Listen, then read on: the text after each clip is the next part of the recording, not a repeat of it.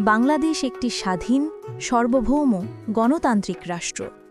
এই রাষ্ট্রের মূল ভিত্তি হল গণতন্ত্র, যার লক্ষ্য হওয়া উচিত মানবতা, মনুষ্যত্ব ও শান্তিপূর্ণ সহাবস্থান।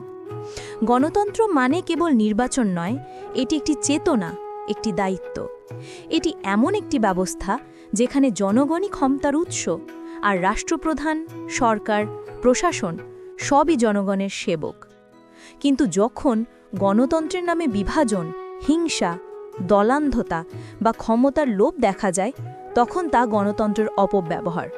যখন রাষ্ট্রের কোনো অংশ মানবতার বিপরীতে কাজ করে, তখন তা শুধু রাজনৈতিক ভুল নয়, এটি জাতীয় চেতনার বিপর্যয়।